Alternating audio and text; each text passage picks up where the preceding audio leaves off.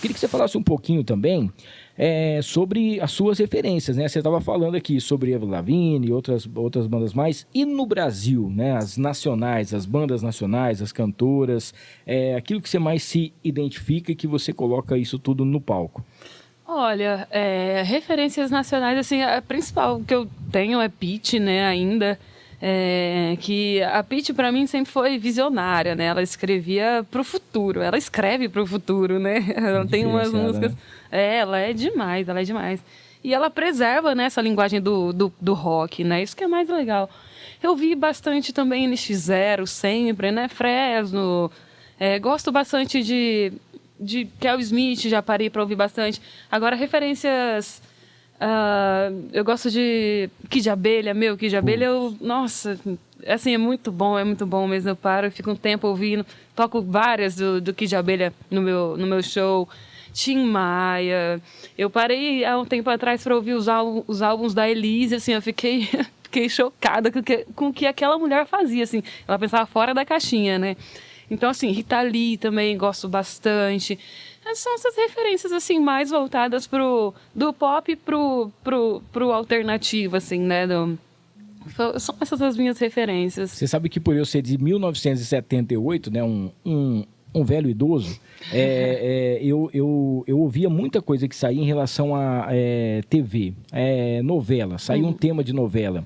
Então, por exemplo, assim, Roupa Nova, que na época tocava muito em tudo quanto é tipo de coisa assim. A Rita Lee tinha várias músicas dela que fez muito sucesso, né? A rainha do rock do Brasil e tal. Mas eu ia pro outro lado. Por exemplo, tem uma música dela chamada Buana, que pra mim é a que eu gosto mais, é a mais top. Tinha uma outra banda que tinha as músicas, tudo tal. Eu tinha uma outra música que não tocava em rádio, que não era comercial, que pra mim era mais legal.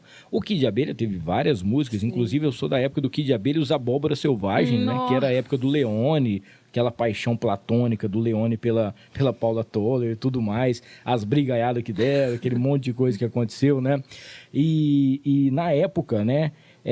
Surgiram outras bandas, aí veio o Heróis da Resistência, que era o Leone que fazia, depois o Leone fez sozinho, o Cazuza, que depois saiu também do Barão Vermelho.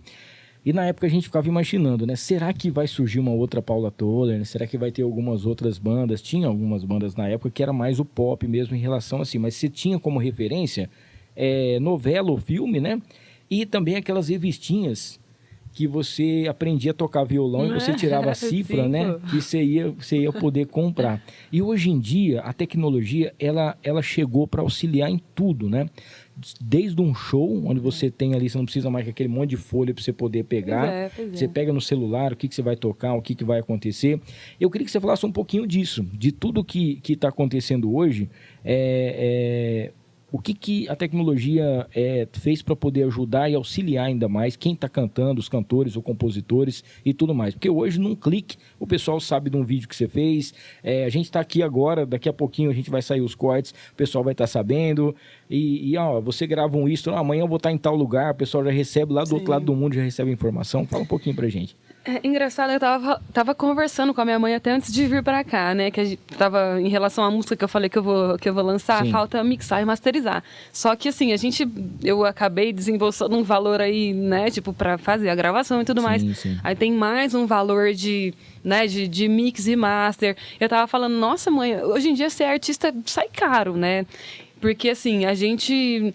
Antigamente, não é mais...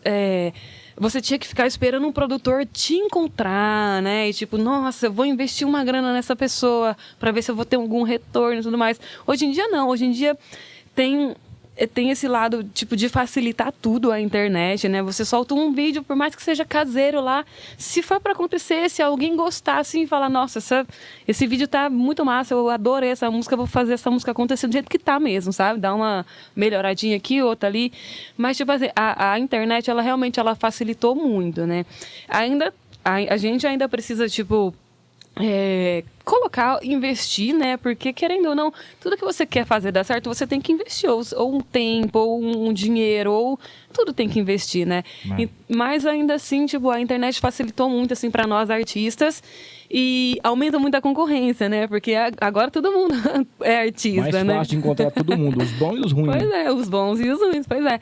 Então... a internet, ela abre portas para tudo quanto é tipo de coisa, né?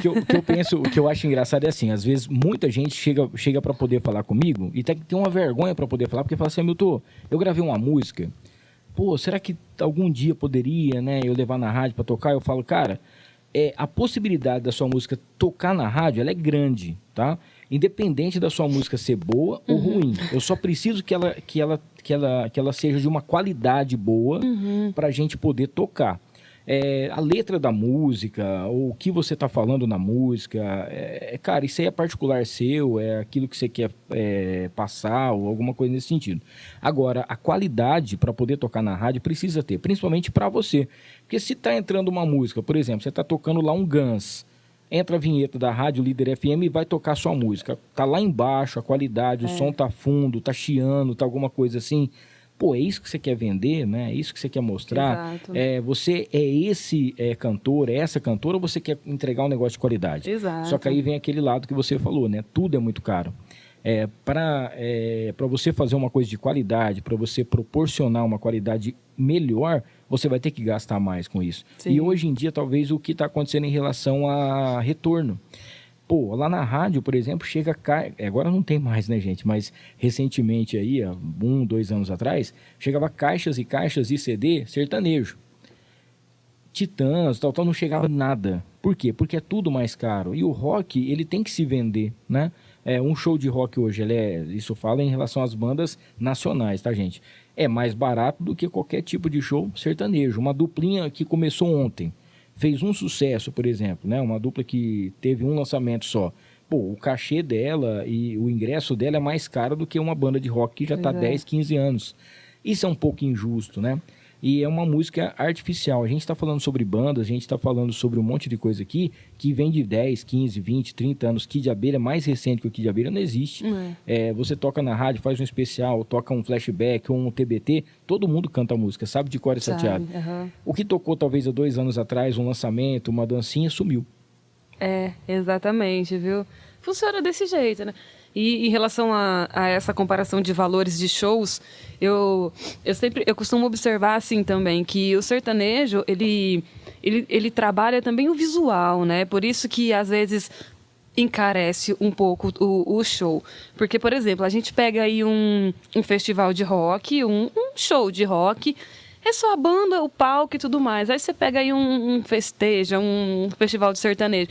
Meu, eles fazem, as coisas, assim, tudo no palco, para impressionar a pessoa, para a pessoa sair sonhando com aquela chuvinha que caiu sabe? Eu acho que por isso também acaba sendo um pouquinho mais caro, porque o sertanejo, ele trabalha não só a música, ele trabalha o visual também, né? É um evento completo, né? Exato. E os artistas americanos de pop fazem muito isso. Você pegar um show da Katy Perry, por exemplo, você vai sair de lá maravilhado, porque, assim, é muita informação, né? É dança, não sei o que, luz. E o sertanejo, ele ganha nesse aspecto, né? Coisas que os roqueiros, assim, acredito eu, que não fazem hoje em dia, né? Sim.